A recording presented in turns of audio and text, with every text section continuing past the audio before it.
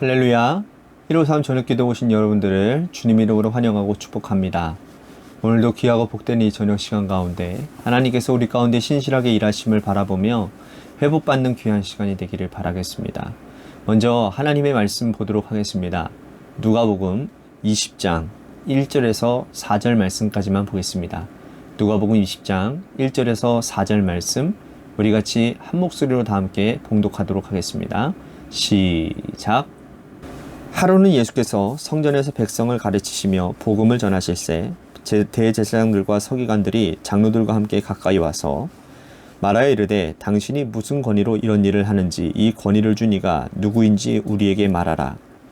대답하여 이르시되 나도 한 말을 너희에게 물으리니 내게 말하라. 요한의 세례가 하늘로부터냐 사람으로부터냐. 아멘. 우리는 누구나 어린 시절을 지나서 다 성인이 됩니다.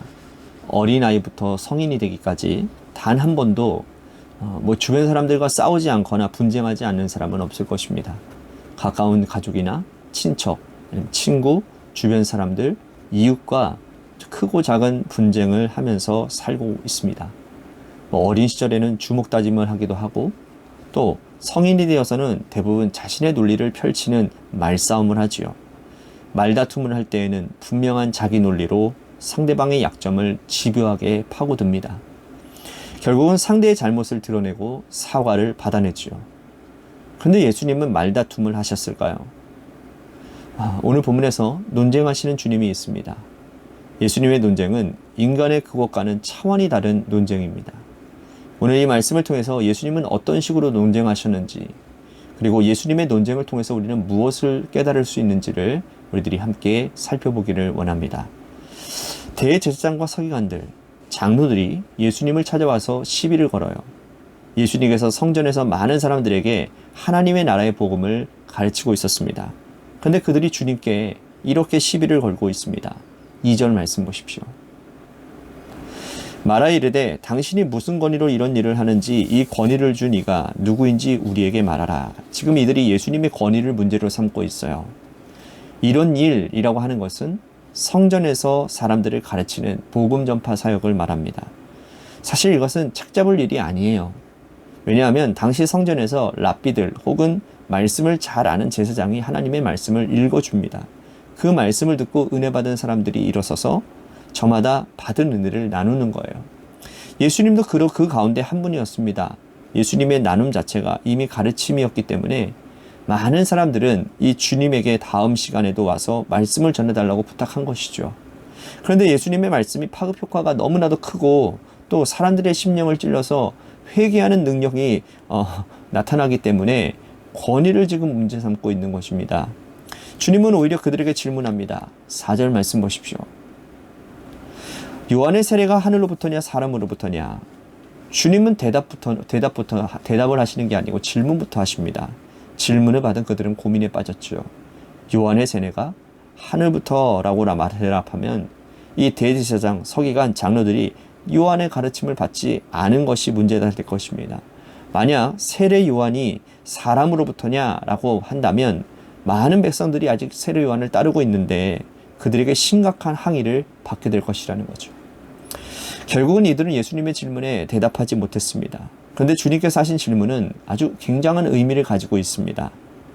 왜냐하면 이 질문을 통해서 대제사장과 서기관들, 장로들이 하늘을 바라보게 하셨기 때문이라는 거예요. 요한의 세례가 하늘로부터냐? 이렇게 질문하심으로 주님이 하나님을 드러내셨습니다. 논쟁 당사자들에게 하나님을 바라보게 하고 진정한 복음이 무엇인지를 돌아보게 하신 것이죠. 두 번째 논쟁입니다. 서기관과 대제사장들이 사람을 보냅니다. 예수님이 대답하기 어려운 질문을 던지는 거죠. 세금에 대한 논쟁입니다. 우리가 읽지는 않았지만 22절 말씀 보겠습니다. 우리가 가이사에게 세를 바치는 것이 옳으니까 옳지 않으니까 하니. 아주 어려운 질문이에요.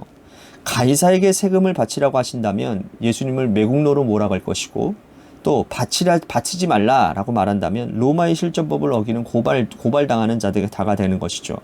예수님이 이렇게 대답을 하십니다. 24절과 25절 말씀 보십시오. 데나리온 하나를 내게 보이라. 누구의 형상과 글이 있느냐? 대답하되 가이사의 것이니이다. 이르시되 그런즉 가이사의 것은 가이사에게 하나님의 것은 하나님께 바치라 하시니.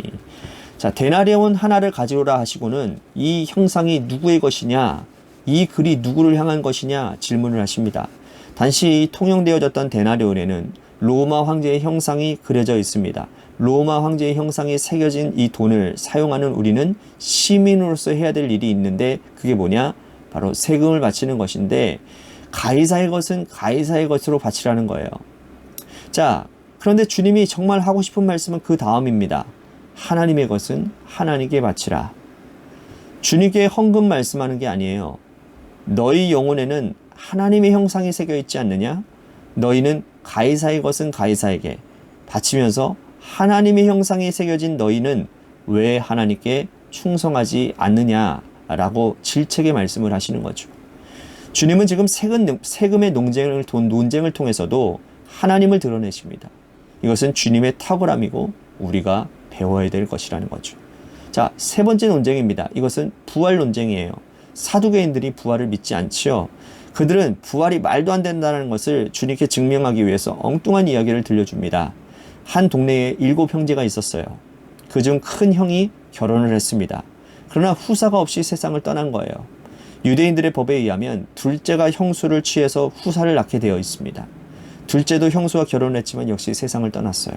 셋째도, 넷째도 순서대로 7 형제까지 모두 그 여인을 취했지만 아무도 후사 없이 세상을 떠나게 됩니다. 만약 당신이 말하는 부활이 있다면 부활의 때에 이 여자는 누구의 아내가 되어야 되겠습니까? 라고 하는 질문이에요. 예수님은 이 질문을 받으시고는 진지하게 대답하십니다. 너희가 부활도 하나님의 나라도 오해한 것이다. 사람들은 시집가고 장가가지만 천국에는 장가가는 것도 시집가는 것도 존재하지 않는다. 그 후에 결정적인 말씀을 하시는데 37절과 38절 말씀 보십시오. 죽은 자가 살아난다는 것은 모세도 가시나무 떨기에 관한 글에서 주를 아브라함의 하나님이요 이삭의 하나님이요 야곱의 하나님이시라 칭하였나니, 하나님은 죽은 자의 하나님이 아니요 살아있는 자의 하나님이시라. 하나님에게는 모든 사람이 살았느니라 하시니. 주님이 이렇게 대답하십니다. 모세가 아브라함의 하나님, 이삭의 하나님, 야곱의 하나님이라고 할 때 동사는 다 현재 시점이에요. 모세가 하나님을 만났을 때에 이미 아브라함과 이삭과 야곱은 하나님 품 안에 가 있지만 하나님은 그들을 죽은 자로 여기지 아니하시고 산 자로 여기고 계신다라는 거죠. 그러므로 하나님 앞에 죽은 자는 존재하지 않고 살아있는 자만 존재한다라는 말씀입니다. 부활 논쟁에서도 주님은 하나님을 드러내고 있다라는 것이죠. 우리 주님이 논쟁 가운데 자신의 의로움을 나타내지 아니하시고 하나님 중심에 놓여져 있습니다.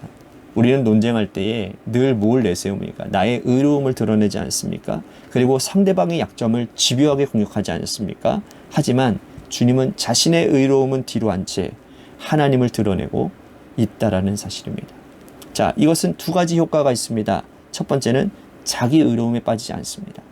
두 번째는 상대방에게 하나님을 생각해 보도록 하는 효과가 있다라는 거예요. 우리는 어떻게 논쟁하고 있습니까? 우리가 세상과 이웃과 대화하면서 살아가는 중심에 하나님이 있어야 될 것입니다. 하나님이 아닌 나의 의로움과 나의 경험만 주장한다면 우리는 평생 동안 갈등하고 살 수밖에 없다라는 거예요. 하지만 우리가 살아가는 중심에 하나님을 놓고 생각한다면 우리는 다투지 않고 낮아져서 타인의 말을 잘 듣는 사람이 될 것입니다. 우리의 인생도 하나님을 중심으로 살고 가는, 그리고 모든 이웃들과 함께 어우러짐 가운데서 하나님을 드러내는, 하나님의 마음을 나타내는 귀한 복된 우리의 삶이 되기를 주님의 이름으로 간절히 축복하겠습니다. 오늘 말씀을 생각하면서 우리 같이 기도했으면 좋겠습니다. 주님의 지혜로운 논쟁을 배우겠습니다. 그리고 나를 드러내지 않도록 대화를 통해서 하나님을 드러내는 삶을 살겠습니다. 이러한 다짐으로 우리 같이 말씀을 생각하며 기도의 자리로 나갔으면 좋겠습니다.